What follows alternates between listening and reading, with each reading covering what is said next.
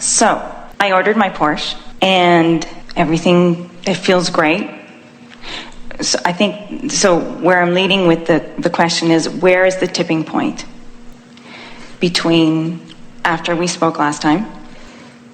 You might want to bring these people up to date. Or you might want to just start where you are. Okay, so I ordered my Porsche. It's coming in August or September. I feel really good about it. There's some stuff around it I want to understand more, because I ordered it, and it felt like I don't even have to have the Porsche.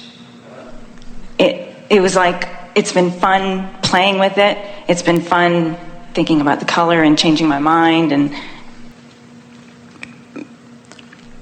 oh no, what if I don't get it? And going through the emotional journey on all of that. And as I was doing it, it was, of course, hell yes, I want the Porsche. And at the same time, it was like, wow, this is what's going on, because it doesn't matter if I get the Porsche. Well, when it doesn't matter, when it feels like the next logical step, then you're right upon it and many things like it. Sometimes something like that is representative of something, and what it represents matters more than what it really is. Yes. In other words, it represents being able to do something that I really want to do. Yeah. It represents doing something even frivolous or over the top, something unnecessary. Something that I don't need. For no other reason than that I want it. Because what's stuck in your vibrational craw still, in the same way that we've just talked about stuff that was stuck in Esther's vibrational craw, is a feeling, unworthiness is too strong of a word, although it's at the root of what bothers most people. It is this feeling that if I allow it, I have to find a strong way of justifying all the good that I let come to me. And most of you can only go so far in that. And the reason that you get so tied up in this, and we've talked about this already today, but it's so worth talking about, is that you care more about people's response to you than you do about how you feel. And so you're testing all the time. And it's interesting, something like a Porsche, getting a beautiful car that is outrageously and unnecessarily beautiful. Nothing is unnecessarily beautiful. We're just playing your role a little bit there. Something about that, that's going to evoke a whole lot of stuff from a whole lot of people, because someone already tuned in, tapped in, turned on, someone who knows that all things are possible, someone who's always already living a very good life would see you in your Porsche or hear about you getting your Porsche and would feel utterly at one with the idea of it. And they would look at you and they would say, but of course you certainly deserve it. Someone who is having a hard time making ends meet, someone who can't afford the much lesser vehicle that they're already driving, someone who is having a hard time maybe even putting food on the table, might see you driving your Porsche, and they would say, there are far more important things that people should do with money than gratifying themselves with things like that. And so it turns out that you can't even begin to please all of them. You can't even begin to please half of them. You can hardly please any of them. And an effort at trying to please them is really what we're trying to wean you all away from. We want you to consider only one thing, and that's the difference between where you are as the evolved, expanded Porsche driving person that you are, and where you are in terms of your attitude relative to abundance now. And closing that gap is all that matters. Now, you said something to us that we find interesting. You said, I really don't even care if I get the Porsche at all. So we want to demonstrate something to you.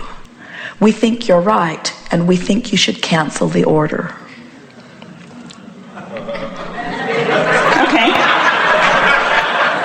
She passed the test. Well, we're only kidding about that, but usually,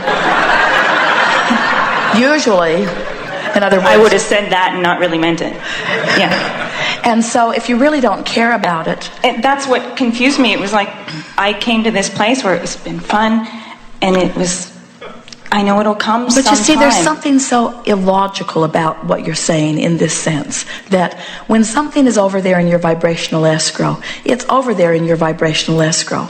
So are you saying to us, I don't care about this demonstration of my alignment or my abundance? Are you saying, I know that it's there and in its perfect timing it will reveal itself to me? Yes. If I'm hearing the question correctly. Yes. But we asked it wasn't so significant that it wasn't the symbol that was so significant. It was that I'm here, I'm allowing myself to have this thing, and that whether it's the Porsche, whether it's whatever it is it's fun in the playing of it.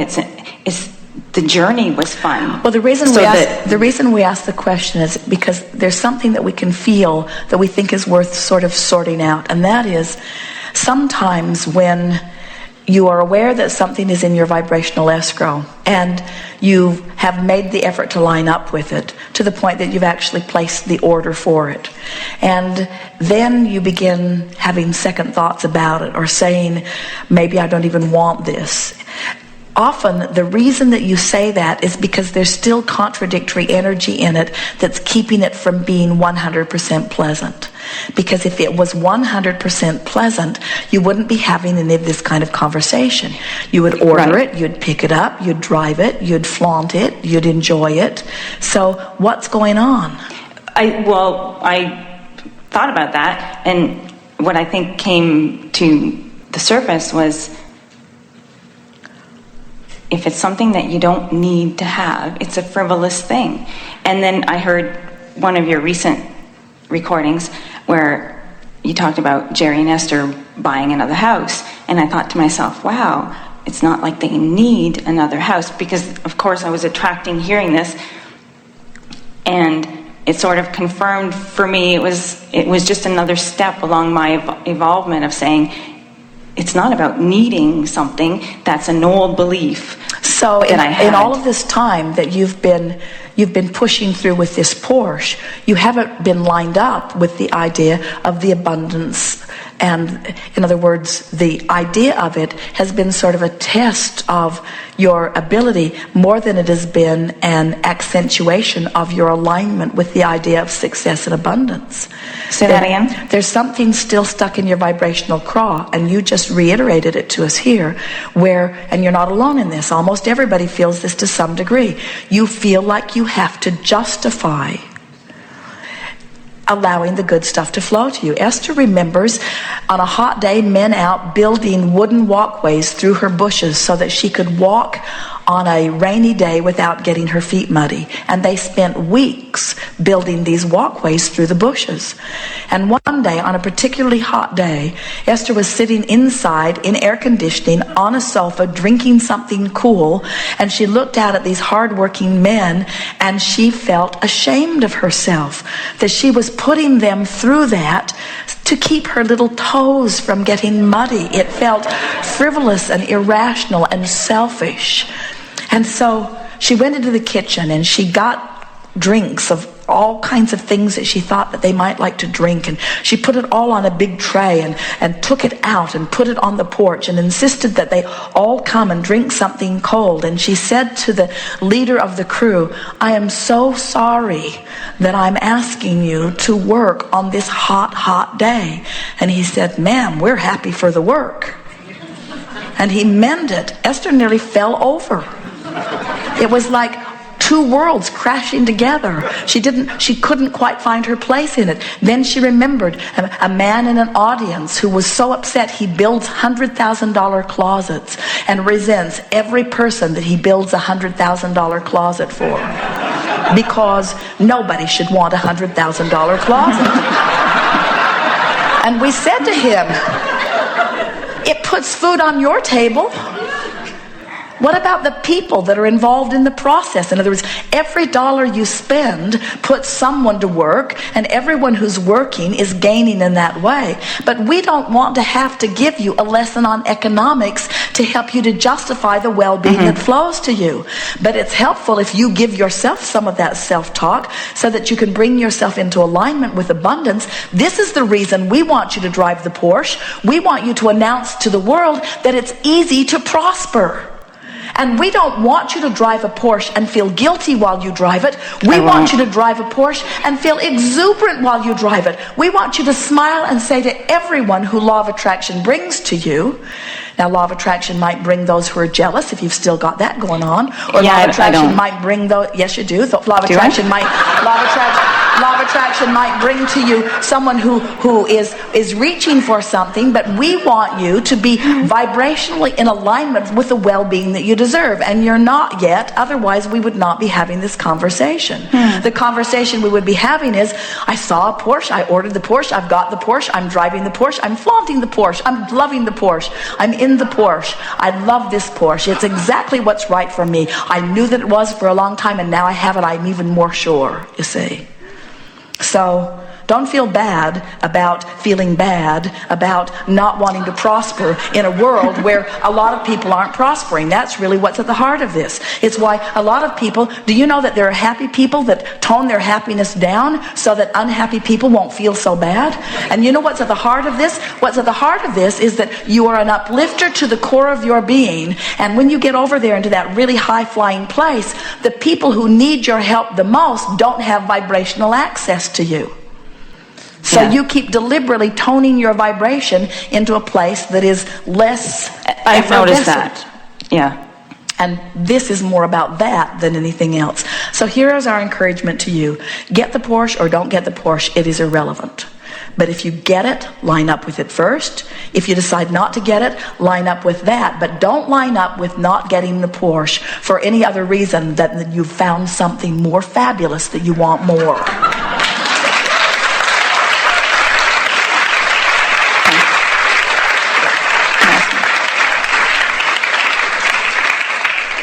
So, along with the Porsche then, as I work on that, it's coming in September. I'm gonna get it. And depending upon what you do between now and then, it will be really fun or really awful. Okay, so to add to that, if the money hasn't shown up for it, it's all part of lining up more. Am I understanding correctly then? When you line up with it completely, when you give up, you see, as long as you've got a back door, then you don't really go for it. So when you line up with it, in other words, you've heard us say, think about what you want and why you want it. Now, not how you're going to get it, when it's going to come, who's going to bring it, how it's going to come.